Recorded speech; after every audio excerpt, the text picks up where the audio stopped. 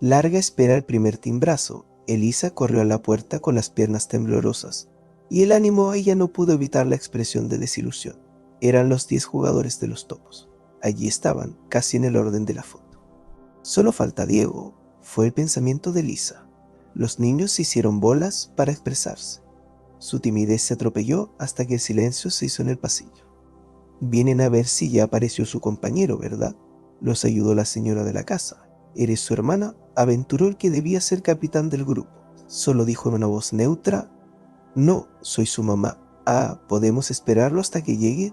Tanteó otra vez el líder apocado. Será mejor que él les hable en cuanto esté aquí. Muchas gracias por venir. Yo le diré que vinieron. Aún no llegaba de regreso a la cocina cuando sonó la puerta por segunda vez. Eran la maestra Rebe y su amiga Prudencia. Después llegó la bibliotecaria, la directora, el entrenador del equipo y se juntaron todos en la puerta. Todos hacían preguntas corteses que Elisa respondía con idénticas palabras. No se preocupen, por favor. Les agradezco mucho que hayan venido a preguntar. Estoy segura de que regresará aquí a las 7 porque es la hora a la que don Germán, consciente del agobio de la mamá de Diego, se hizo cargo de la situación. Les pidió a todos nombre y teléfono y quedó en llamarlos en cuanto Elisa sintió que por fin podía deshacerse de esa coraza rígida que el miedo le había impuesto a su cuerpo. Cerraron la puerta y se abrazaron con fuerza. El consuelo le llegó a Elisa suavemente, sin palabras. Saúl se cayó los no llores y le contó su búsqueda. Fui a la cancha de fútbol, no lo hallé, me di una vuelta por el zoológico, por la pista de patinaje, entré a los cines cercanos, donde exhibieran algo que pudiera, y nada, ¿verdad? Llegué hasta la ratonera y el queso. Me daba miedo que se hubiera ido hacia esa zona. Yo ya no sé ni a quién llamar, no está con ninguno de sus amigos. No te preocupes más. Afortunadamente no tiene noticias de un niño de su edad en ningún hospital, ni han registrado atropellamientos ni accidentes. Esa es buena. El plural hizo fuerte a Elisa, se supo segura, acompasada con Saúl, su compañero, libre para expresar sus pensamientos. No lo entiendo, ¿por qué salió corriendo si esperaba con ansias conocer a su padre? Diego es cabal y cumplido, así lo has hecho. Las palabras de Saúl tuvieron el efecto transitorio de la magia. Serena, Elisa reencontró la esperanza por un rato. Lo voy a poner pinto, amenazó, y luego lo voy a abrazar y mañana le voy a comprar un celular. A lo mejor no ha encontrado un teléfono para a lo mejor ni se imagina que ya estás aquí nervioso esperándolo. A lo mejor, una de las pocas alumnas de la escuela que no vivía en el barrio era Andrea, por eso la llevaban en coche. El itinerario era siempre igual, 6 minutos de carretera hasta entroncar con la gran avenida. Ahí donde iniciaba y donde su nombre le quedaba grande, porque solo las primeras veces que fueron a visitar el fraccionamiento donde ahora vivían. Era domingo y las luces se sincronizaban en verde.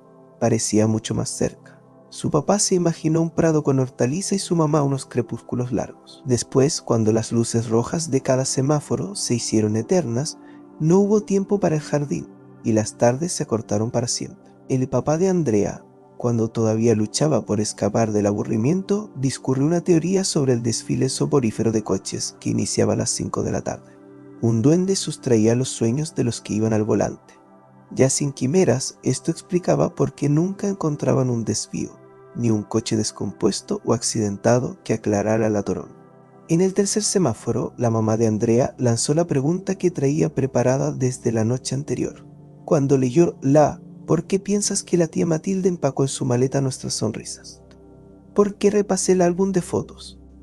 Antes nos divertíamos mucho más. Cuando alguien hacía un disparate, mi papá lo encubría con una broma. Tú llorabas de risa, contagiándome tus carcajadas. Ahora ya no. Los errores se volvieron serios. Lo que pensaba su mamá, encerrada en un mutismo tenso, rodeado de claxonazos, era un misterio para Andrea.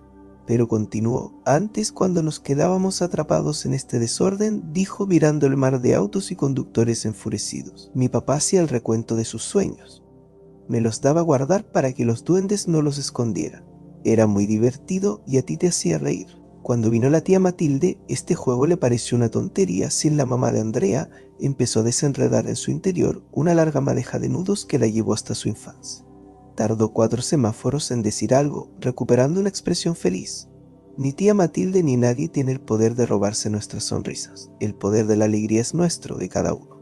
Busca la tuya, Andrea, que a lo mejor le tomó la mano muy fuerte, ignorando a los conductores que le urgían avanzar, y prometió: yo no volveré a dejar pasar ni un día la oportunidad de reír.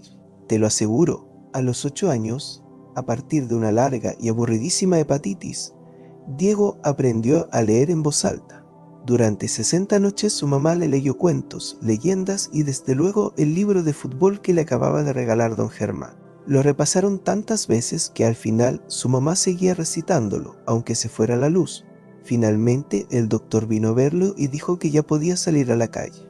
Esa misma tarde, en el parque, Elisa se empezó a sentir mal, se le pusieron los ojos y la piel. Diego sintió que era su turno de cuidarla.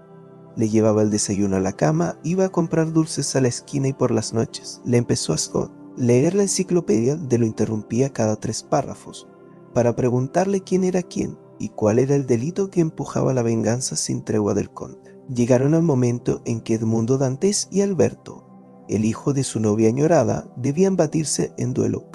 Una y otra vez Mundo insistía en detenerlo. No le entraba en la cabeza que el conde de Montecristo estuviera a punto de dejarse matar solo porque Mercedes una cuestión de honor. Si falta su promesa, dejará de ser quien es, explicó Diego impaciente. Pero más vale que digan aquí huyó que aquí murió. No, si hiciera eso sería igual que Danglars o cualquiera de sus enemigos. El conde es mucho más listo y poderoso, puntualizó Mundo. Eso sí, pero tiene que demostrar que, a pesar de sus riquezas, sigue siendo, recordó, contrariado, que ahora era de Rafael. Llegaron tarde, pero al mismo tiempo puntualísimas. Emilia, que traía los lentes puestos, vio llegar a su amiga desde la esquina y a larga distancia descifró encontraron a Diego.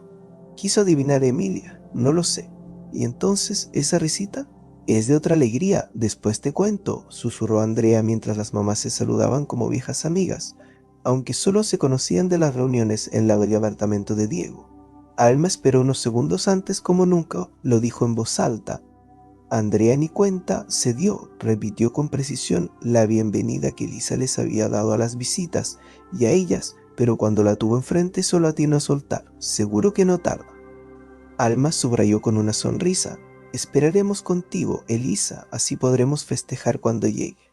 Las señoras se sentaron alrededor de la mesa del comedor y Emilia y Andrea en el sillón de la sala. Alma y la mamá de Andrea se pusieron a platicar. Emilia volvió a la carga. ¿Por qué tan contenta, Andrea? Mima dio un cambio de 180 grados. Estás súper alivianada. Y eso no sé, pero me gusta. Mientras Andrea fue al baño, Emilia tomó de la mesita un álbum de fotos y comenzó a hojearlo. Las tapas eran de madera pirograbada. Elisa había dibujado una caja de regalo, serpentinas de colores y un pastel. Dentro había 12 fotos de 12 cumpleaños, cada una centrada en su página. Alrededor del retrato, las firmas de los amigos. En las primeras eran las huellas de las manitas de los invitados. En la de 5 ya algunos ponían sus nombres. En la de 7 sus apodos, en la de 9 bromas. En la de 12 la foto era siempre la misma. Diego al centro, rodeado de su pandilla. En la mesa el pastel con las velitas encendidas. Le gustaba ese álbum en el que se veía clarito, puso el libro en su lugar. Se apagó el murmullo de todas las voces, como si se hubieran terminado las pilas de sus aparatos. Se llevó las manos las hojas del libro, pasaban una tras otra, avanzando hacia el final. Los dos lectores se sentían atrapados por el arte de atar nudos de Alejandro Dumas. El autor daba remate: a veces a los malos les va muy bien, aunque no por mucho tiempo, sentenció Diego. Pues a veces por bastante, apuntó Mundo, y siguieron leyendo sin notar que empezaba a caer la noche. Es su papá, murmuró Andrea. ¿Qué? Quiso saber Emilia, que no entendía de murmullos. Su papá, gesticuló de nuevo Andrea. De veras lo encontró. Emilia lo examinaba a detalle y en lugar del parecido descubría las diferencias. Sus orejas son distintas, no tiene el lunar en la frente, no camina balanceándose y sus dedos parecen más chatos. Diego tiene manos de pianista, había dicho el papá de la niña cuando lo conoció. Emilia concluyó que lo que los distinguía sin duda era la expresión. Quiero presentarles al papá de Diego, dijo Elisa, y dejó a todos con la boca abierta. Luego fue a buscar a Saúl, que se había quedado como rezagado. Lo tomó de la mano y, en medio de la sala, lo presentó. Él es Saúl, mi compañero y un amigo muy cercano de Diego, lo dijo con firmeza y con un orgullo un poco retador. Al menos eso fue lo que Emilia vio en su mirada. Saúl saludó con un mucho gusto. Pero el papá de Diego solo dijo: José Ramón Landa. Se hizo un silencio que cada momento incomodaba más, hasta que el papá recién aparecido preguntó: Elisa, ¿hay algo que yo pueda hacer? Ahora solo hay algo urgente, intervino don Germán. Urge esperar. Todos, incluso José Ramón, obedecieron al maestro y se sentaron a dejar correr el tiempo que traería de regreso a Diego. Diego bajó el ritmo de su lectura, demorando el final. Su tono se hizo más íntimo. Mundo se acercó para oírlo mejor. El conde de Montecristo había hecho justicia, pero más allá de la venganza había perdonado, y eso lo liberaba, sin el peso de sus rencores. No fue largo, solo los segundos que cada uno necesitaba para salir del mundo creado y regresar al jardín de la Alameda. ¿Por qué es tan importante confiar y esperar? El conde no se quedaba esperando, él mismo resolvió todo. Yo creo que lo dice porque sin esperanza no hubiera sobrevivido todos esos años en la mazmorra del castillo de If, y sin confianza no hubiera podido perdonar. Ah, fue la respuesta pensativa de Mundo, y entonces se le volvieron a ocurrir 1000 preguntas. Ahora que conocía el final, tenía necesidad de conocer a detalle, como luego platicamos. Mundo, lo interrumpió Diego. Ya empezó a oscurecer. ¿Qué horas son? No sé, dijo Diego mostrando su brazo en el que el reloj había dejado su marca. Caminaron juntos hasta el centro del jardín, cada uno con su prisa a cuestas. Allí se separaron. Mundo tomó la vereda que daba a la puerta norte y Diego la que un minuto después Diego volvió sobre sus pasos al encuentro de Mundo. Había decidido prestarle el libro. Estoy seguro que a don Germán no le importará que te lo preste. En la estela de silencio que provocó la espera, las visitas intentaron reacomodarse. José Ramón hojeaba concentrado el álbum de fotos con todos los cumpleaños de su hijo que se había perdido. Don Germán recogía los vasos mientras observaba a la observadora Emilia, que seguía atenta a la conversación de su mamá y la mamá de Andrea. Ya empezó a oscurecer. ¿Dónde se habrá metido ese muchachito?, dijo Alma. Es que al entrar en la adolescencia se vuelven impredecibles, respondió Elvira. Hoy mismo Andrea, que había estado enojada y rebelde hasta el cansancio, dio un cambio de 180 grados. A mí también. A veces me resulta difícil saber qué piensa Emilia, qué siente. Antes era transparente. Don Germán se acercó con el pretexto de servir más refresco y les dijo, como si hubiera estado presente durante toda la conversación: a ellos también les cuesta trabajo entender el mundo de los adultos. Nosotros tampoco somos transparentes. Emilia vio que don Germán la miraba. Era la segunda vez que la sorprendía. Él se dirigió a las dos amigas. ¿Dónde andará nuestro amigo? Dice mi mamá que somos impredecibles, susurró Andrea. ¿Qué hubieras hecho tú? Caminar, creo. Pero ya son muchas horas caminando. Hoy traía el segundo volumen del Conde. A lo mejor se puso a leer, sugirió Emilia. ¿Pero dónde? Lo hemos buscado por todos lados. Diego estaba a 30 pasos de la puerta sur cuando se apagaron todas las luces del parque. La oscuridad de esa noche sin luna lo cubrió como un manto frío. Cuando Sus con lentitud fue orientándose hacia la puerta, al intentar abrir descubrió el candado cerrado. Los miedos acumulados en esa larga tarde se hicieron nudo en su garganta y empezó a gritar con la esperanza de que lo oyera el vigilante del parque, o, de perdida, su amigo Mundo. En la casa de Diego el tiempo se fue a pausa. La tensión iba dejando lugar al aburrimiento. Emilia llevaba la cuenta del ir y venir de cada uno. Saúl y Elisa vio claramente cuando el reloj de la cocina marcó 15 minutos para las 7. En ese momento se empezó a derretir la capa de aparente tranquilidad de la que se le paralizó todo el cuerpo sin anticipar que ese ladrido iba a ser su salida. Le habló con calma al perro. Cuando lo tuvo cerca, intentó acariciarlo y lo sintió salir corriendo hacia las matas. Esperó unos segundos y las luces de un coche. Elisa esperaba impaciente que la operadora de Locatel volviera a revisar los datos de accidentes y heridos reportados en su sistema. Por eso no vio cuando a las 7, ¿en por qué saliste volada? ¿Corriendo? Se dio cuenta enseguida de que esa era una pregunta sin respuesta, así que le hizo ¿dónde andabas? Diego hizo la crónica puntual desde que arrancó la carrera. No omitió un solo detalle. Había aprendido que la verdad no se puede decorar con mentiras. José Ramón le explicó que lo habían buscado por todas partes, hasta por la tele. Después, ninguno de los dos supo qué decir. Expresaron lo esencial. José Ramón dijo que le daba mucha alegría que estuviera bien. Diego que no se imaginaba que ni Diego dijo papá, ni José Ramón hijo.